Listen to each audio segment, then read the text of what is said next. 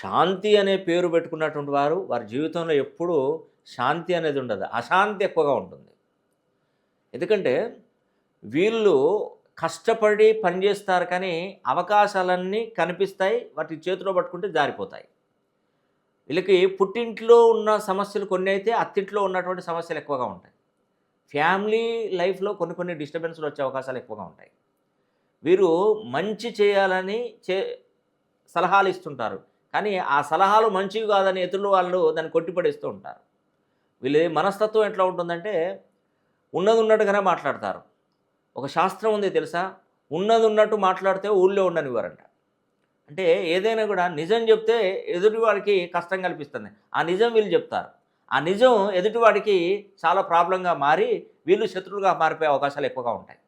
కాబట్టి పేరులో ఉన్నటువంటి ఫ్రీక్వెన్సీని గనక మనం కరెక్ట్‌గా సెట్ చేసినట్టయితే జీవితంలో ఒక మంచి పొజిషన్‌కి